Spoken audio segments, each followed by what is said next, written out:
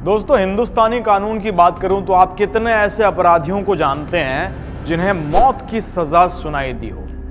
मेरे ख्याल में बहुत कम है ऐसे केसेस, क्योंकि हमेशा हम ज्यादातर दया दृष्टि दिखाते हुए अमूमन मैक्सिमम सजा उम्र कैद की दी जाती है, राइट? लेकिन आज का जो केस है दोस्तों, वो एक ऐसे साइको किलर के बारे में है जिसने 9 से भी ज्यादा महिलाओं के साथ में पहले बलात्कार किया और फिर उनकी बॉडी को जलाकर राख कर दिया। ये वो अपराधी है जिसे हिंदुस्तानी कानून में मौत की सजा सुनाई दी थी। आज का केस है ऑटो शंकर के नाम से मशहूर गौरी शंकर का। He was a mastermind basically. ஒரு அரக் மாஃபியா ஒரு பிராத்தல் ராக்கெட்ஸ்லாம் பண்ணிட்டு இருந்தார்। दोस्तों, गौरी शंकर का जन्म 21 जनवरी 1954 को तमिलनाडु के वेल्लोर नाम के एक गांव में हुआ था। और आपको बता दूं कि उस वक्त तमिलनाडु की जो आर्थिक स्थिति थी वो बहुत ही ज्यादा खराब थी। इस वजह से वेल्लोर या आसपास के गांव के जितने भी लोग होते थे वो छोटा मोटा कारोबार करके अपना गुजर बसर करते थे। और जिन्हें भी जिंदगी में कुछ भी बड़ा करने की एक सपना था, एक आस थी, वो मद्रास यानी आज के जमाने में जिसे हम चेन्नई के नाम से जानते हैं, वहां जाया करते थे। आपको थोड़ा सा मद्रास के बारे में बता दूं कि मद्रास उन दिनों का मुंबई कहलाता था। जैसे लोग छोटी छोटी आंखों में बड़े बड़े सपने लेकर मद्रास जाते थे और उन सपनों को पूरा करने के लिए जद्दोजहद करते थे, वैसे ही गौरी शंकर भी अपने सपनों को लेकर मद्रास आ गया। इसने वहां का पेरियर नगर का एक इलाका चुना, वहां पर ये रहने लगा और वहीं से अपने काम की शुरुआत करी।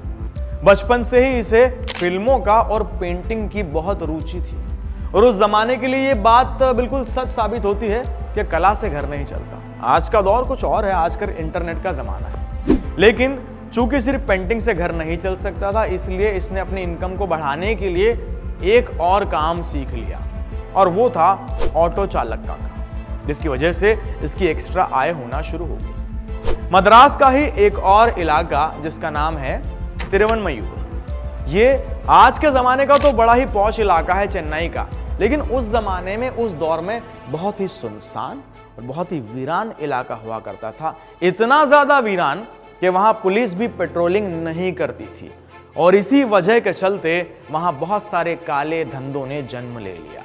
उसमें से एक था शराब की अवैध स्मगलिंग। और इसी बीच ऑटो शंकर यानी गौरी शंकर का ध्यान इस ओर आकर्षित हुआ कि जो लोग जिंदगी में गलत कार्य कर रहे हैं वो तो अमीर बन रहे हैं, वो तो आगे बढ़ रहे हैं, और जो गरीब व्यक्ति है, मजदूर पेशा ऑटो चलाने वाला, वो तो गरीब ही मर जा रहा है। और बस तभी से गौरी शंकर के जुर्म की दास्तान शुरू होती है और ये अपना कदम रख देता है शराब की अवैध स्मगलिंग में और अपनी ऑटो के साथ साथ शराब की स्मगलिंग शुरू कर देता है। दोस्तों, 80 का जो दशक था वो तमिलनाडु के लिए बहुत ही खौफनाक दशक था, क्योंकि इस दौरान पॉलिटिक्स जो थी वो बड़ी अनस्टेबल थी, यानी करप्शन बहुत ज्यादा था और गुंडा राज अपने चरम पर था, जिसके चलते तमिलनाडु सरकार ने एक नहीं बल्कि 2 बार शराब को बैन किया।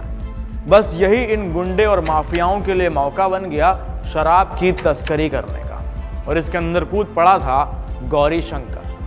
पैसा कमाने की लालच में वो इतना आगे चला गया कि वो सबसे ज्यादा शराब की तस्करी करने लगा, खास तौर से तिरुवनमयूर से लेकर महाबलीपुरम तक। इसी के साथ साथ पुलिस को उस पर शक भी नहीं होता था कि ऑटो वाला क्या ही कोई गलत काम करेगा।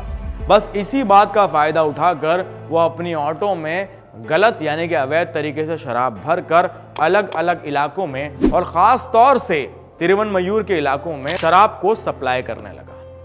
लेकिन यहां तक वो रुका नहीं, उसने इस मामले में और भी तरक्की करने का सोचा और एक और घिनौना काम अपनी लिस्ट में ऐड कर लिया, और वो काम था लड़कियों को सप्लाई करने का काम। बस यहीं से इसकी रुचि शराब, शबाब और फिल्मों में बहुत ज्यादा बढ़ने लगी और इसका नाम गैंगस्टर्स की लिस्ट में शुमार हो गया।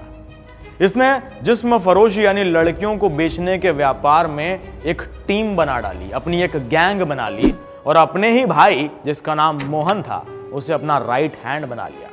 साथ ही अन्य 10 लोगों को भी अपनी गैंग में शामिल कर लिया। भले ही इसके साथ में कई सारे लोग काम करते थे, लेकिन इसको सबसे ज्यादा भरोसा अपने भाई मोहन, एल्डिन और शिवाजी पर था। अब बड़े बड़े गोरख धंधों को बड़ी ही सफाई और ईमानदारी के साथ में अंजाम दिया जाने लगा। वहां का लोकल प्रशासन भी अब गौरी शंकर के नाम से कांपने लगा, क्योंकि इसके पास न पैसे की कमी थी और ना ही पावर की। पेरियार नगर को इसने अपना अड्डा बना लिया और पुलिस प्रशासन को कोई शक भी नहीं हुआ, क्योंकि इतने छोटी सी जगह पर इतना बड़ा गुंडा हो ही नहीं सकता। इसी को मानकर प्रशासन की नजर कभी इस जगह पर गई ही नहीं। साथ ही साथ वहां की ही झुग्गियों से ये अपने बड़े बड़े गोरख धंधों को अंजाम देने लगा। खास तौर से अगर बात करूं जिस्म फरोशी की, यानी लड़कियों को बेचने का व्यापार, वो भी शिखर पर चल रहा था।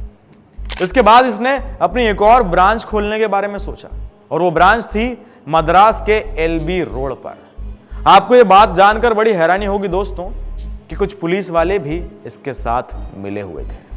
गौरी शंकर का आतंक दिन पर दिन बढ़ने लगा था, क्योंकि अब उसकी पहुंच बड़े बड़े अफसरों तक, सरकारी आला अधिकारियों तक हो चुकी थी, क्योंकि वो बड़े बड़े मिनिस्टर्स को, पॉलिटिशियंस को और बड़े बड़े ऑफिसर्स को लड़कियां सप्लाई करने लगा था। उसका पावर और रसूख इतना बढ़ गया था, क्योंकि उसको पता था उसके ऊपर बड़े बड़े लोगों का हाथ है, कोई उसका कुछ नहीं बिगाड़ सकता, जिसकी वजह से खुलेआम वो ये काले धंधों को चलाने लगा और अपनी बात हर किसी से मनवाने लगा।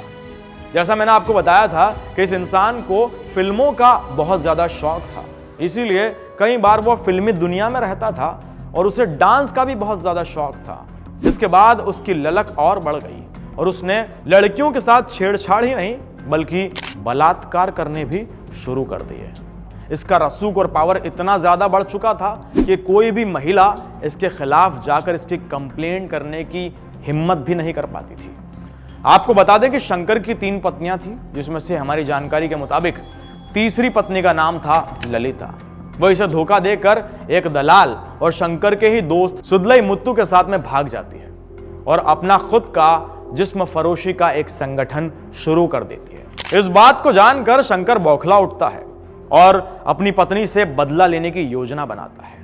शुरुआत में वो अपने दोस्तों के साथ मिलकर यह नाटक करता है कि वो अपनी पत्नी के साथ सुलह करना चाहता है, और फाइनली उसकी पत्नी जब उसकी बातों में आ जाती है तो 24 अक्टूबर 1987 की एक रात वो अपनी पत्नी को अपने घर पर बुलाता है, जो कि पेरियार नगर में स्थित था, और वहीं पर मौका देखकर उसे जलाकर मार देता है और उसकी लाश को भी वहीं दफना देता है। उसका कुछ वक्त बीत जाने के बाद एक विधवा बूढ़ी औरत को वही घर 150 रुपए महाना किराए पर दे देता है। इसके बाद अब नंबर आता है सुदलई मुत्तू का। सुदलई मुत्तू जो कि ललिता का प्रेमी था, लेकिन वो इस बात से बेखबर था कि शंकर इस सच्चाई को जानता है। शंकर सुदलई मुत्तू से ललिता की मौत के ठीक 2 महीने के बाद में वहीं पेरियार नगर में मुलाकात करता है। वो सुदलई मुत्तू को यह बताता है कि ललिता किसी वीआईपी टूर के चलते कहीं बाहर गई हुई है। बस उससे दोस्ती बढ़ाता है, उसको शराब पिलाता है और नशे में पाकर सुदलई मुत्तू को उसी शराब में नहलाकर आग लगाकर राख के हवाले कर देता है और उसके बाद उसकी राख और कंकाल को लेकर बंगाल की खाड़ी में बहा देता है।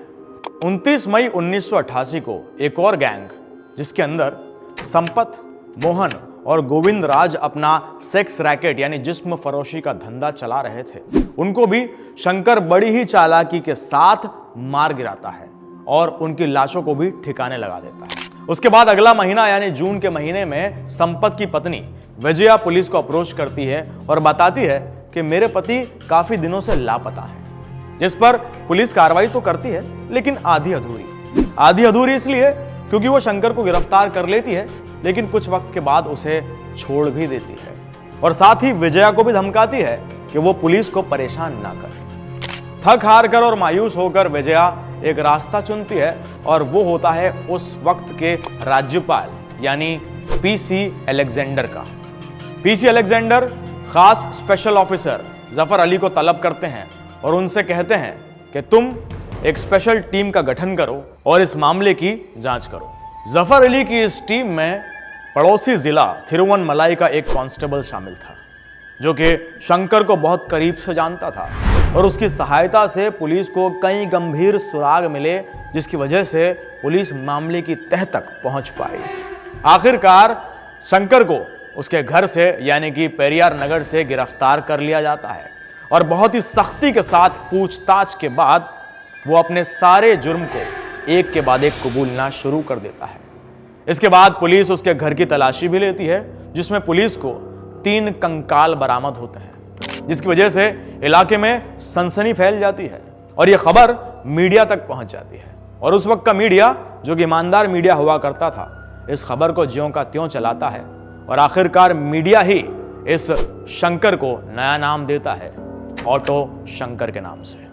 गौरी शंकर के साथ मिले हुए पुलिस कर्मियों के नाम भी अब सामने आ चुके थे और एक एक करके सभी को ऑन द स्पॉट सस्पेंड कर दिया गया। उसके बाद में गौरी शंकर उर्फ ऑटो शंकर को मद्रास की जेल भेज दिया जाता है, लेकिन जेल की दीवारें भी इसके लिए बहुत ज्यादा पुख्ता इंतजाम नहीं रख पाती और उसे लांघ कर यह फिर से फरार होने की तैयारी करता है।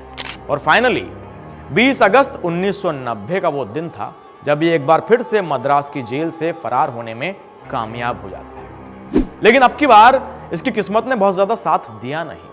कुछ ही वक्त के बाद उड़ीसा के राउरकेला से इसे फिर से गिरफ्तार कर लिया जाता है और जो जेल वार्डन और कुछ साथी इसके साथ मिले हुए थे, उन्हें भी ऑन द स्पॉट सस्पेंड कर दिया जाता है। शंकर के भाई मोहन और उसके साथी सिल्वा, साथ ही साथ जेल वार्डन कन्नन, बालन और रहीम खान को आपराधिक षड्यंत्र के मामले में दोषी करार दिया गया और उन्हें 6 माह के सक्षम कारावास की सजा सुनाई गई। इसके साथ ही शंकर पर मुकदमा चलाया गया, जिसके अंतर्गत उसके ऊपर कई हत्याओं के आरोप लगे, जिसमें शामिल थे रवि, ललिता, सुदलई मुत्तु, मोहन, गोविंदराज, संपत और भी कई लोगों की हत्याओं के मामले दर्ज कर मुकदमा चलाया गया। गौरी शंकर ने अपने बचाव के लिए कोर्ट में एक ऐसी बात कही जिसको सुनकर आप, मैं और उस वक्त का कोर्ट सब के सब भौंचक्के रह गए थे। उसने कहा कि उसके इन तमाम गुनाहों के पीछे हाथ है तो सिनेमा का। जी हां, आपने सही सुना। मैंने जैसा आपको पहले बताया था कि वो फिल्मों का बहुत ज्यादा शौकीन था। सिनेमा देखकर ही वो क्राइम की चीजों को सीखता था और रियल लाइफ और रियल लाइफ के फर्क को भूल जाया करता था और जो पर्दे पर देखता था क्राइम सीन्स को असली जिंदगी में उतारने की कोशिश करता था और इसी के चलते वो बन गया इतना बड़ा अपराधी। ये बात कोई मजाक में कही गई बात नहीं थी दोस्तों। उस वक्त के एडिशनल जनरल ऑफ पुलिस ने भी इस बात को एडमिट किया कि यह बात सच है कि गौरी शंकर सिनेमा से इस बात की प्रेरणा लेता था और फिर अपने जुर्म को अंजाम दिया करता था। गौरी शंकर ने एक बात और कही कि उसकी पहुंच बड़े बड़े पॉलिटिशियंस तक, बड़े बड़े अफसरों तक थी और जिनको वो लड़कियां सप्लाई किया करता था। जब इन पॉलिटिशियंस का मन भर जाया करता था तो वो उन लड़कियों को मारकर समंदर में फेंक दिया करते थे। आखिरकार उन बड़े बड़े लोगों के नाम कोर्ट में सामने क्यों नहीं आए? क्यों ऐसे बड़े बड़े लोग पकड़े नहीं जाते? ये भी एक बड़ा प्रश्न है दोस्तों। खैर, 1988 से 1989 इन 2 सालों के दरमियान 6 मर्डर केसेस और हुए, जिसके लिए भी गौरी शंकर और उसकी पूरी गैंग को जिम्मेदार ठहराया गया, जिसके चलते फाइनली 27 अप्रैल 1995 को इस दरिंदे को, या ये कहें कि गौरी शंकर को, या ये कहें कि ऑटो शंकर को फांसी के तख्ते पर लटका दिया गया और इसका आतंक हमेशा के लिए खत्म कर दिया गया। तो देखा आपने किस तरीके से इस दरिंदे का खात्मा हुआ।